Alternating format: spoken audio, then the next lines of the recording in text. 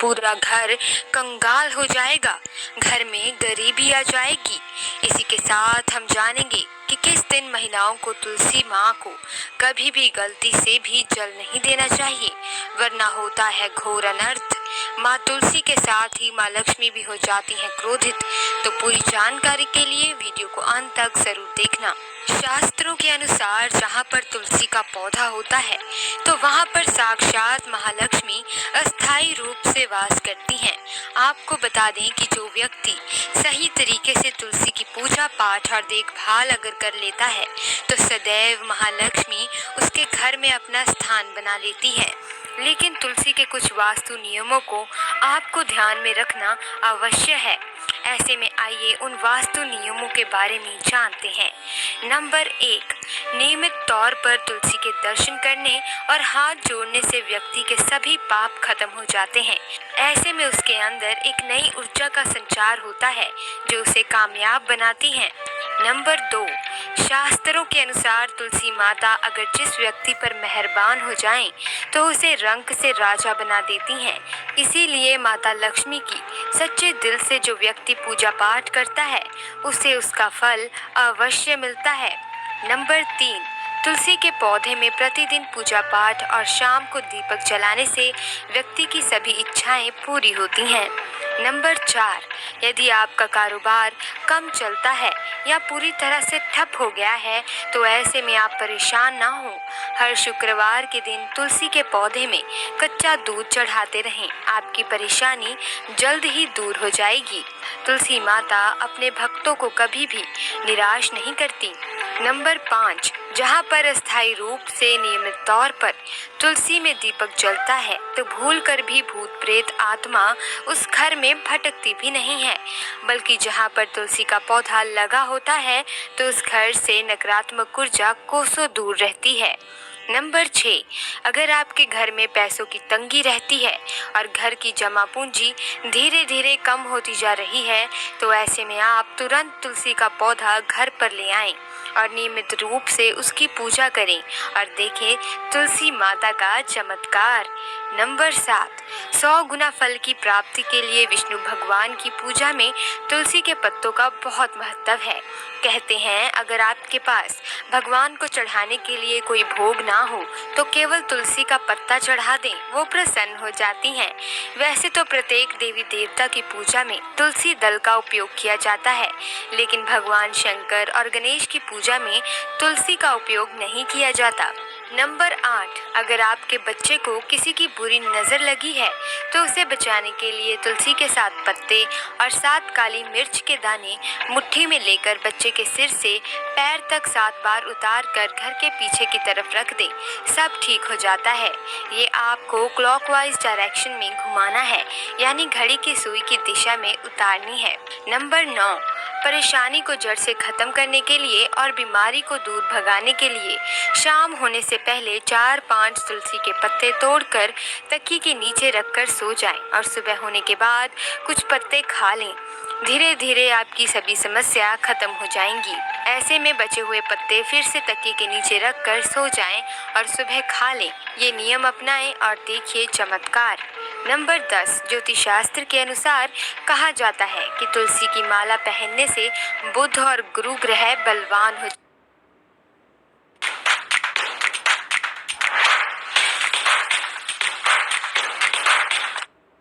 जाते हैं। ज्योतिष अनुसार कहा जाता है कि तुलसी की माला पहनने से सभी प्रकार के सुख मिलते हैं और कोई बुरी नज़र कभी नहीं लगती। तुलसी की माला पहनने से पहले इसे गंगा जल और धूप दिखाना चाहिए। तुलसी की माला पहनने से पहले मंदिर में जाकर श्री हरि की पूजा करनी चाहिए।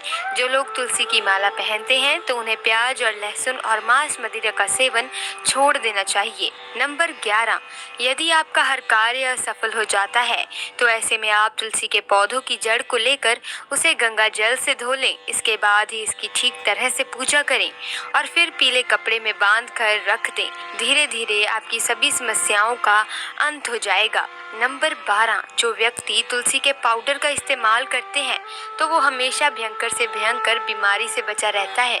तुलसी का पाउडर कई अनेकों बीमारियों को जड़ से खत्म करता है।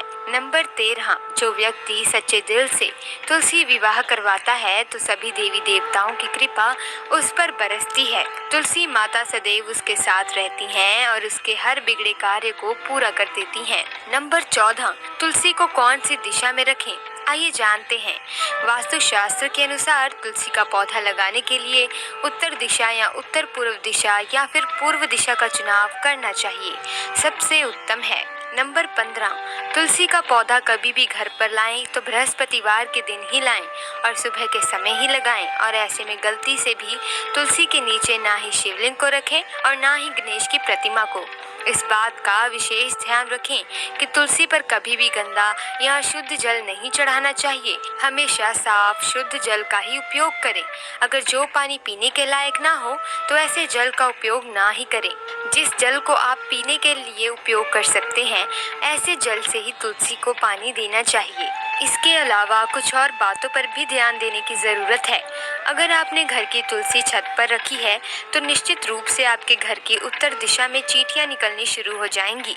घर की उत्तर दिशा में कहीं ना कहीं दरारें पड़नी भी शुरू हो जाएंगी। जिन लोगों के घर पर तुलसी का पौधा नहीं होता वहां पर कबूतर अपना घोंसला बना लेते हैं। इसे बुरे केतु की निशानी माना जाता है। ध्यान देने वाली बात यह है कि दक्षिण पश्चिम में और दक्षिण में हमेशा श्यामा तुलसी रखी जाती है। श्याम तुलसी में पत्तियां बिल्कुल हरी और बड़ी होती हैं। इससे तुलसा जी भी कहते हैं। तुलसा जी को दक्षिण दिशा में रखने पर वास्तु दोष दूर होता है। दोस्तों, तुलसी को घर की छत पर रखा शुभ नहीं माना जाता। अगर आपके पास तुलसी जी को छत पर रखने के सिवाय कोई और जगह नहीं है तो एक विशेष उपाय करें। तुलसी को कभी भी अकेले न रखें, हमेशा उसे केले के पौधे के साथ रखें। दोनों पौधे बिल्कुल साथ में रखें और इसे मौली से बांध लें।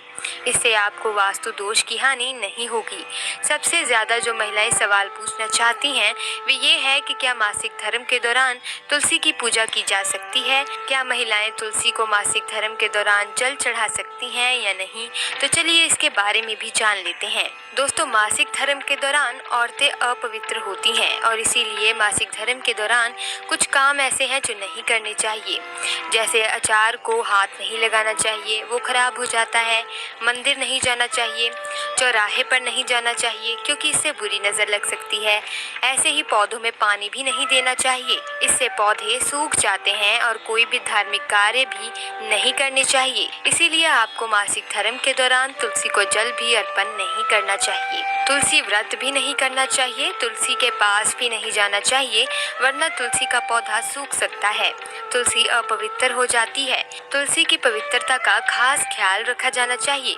मासिक धर्म के दौरान चौथे दिन स्नान करने के बाद ही आपको कोई धार्मिक कार्य करना चाहिए।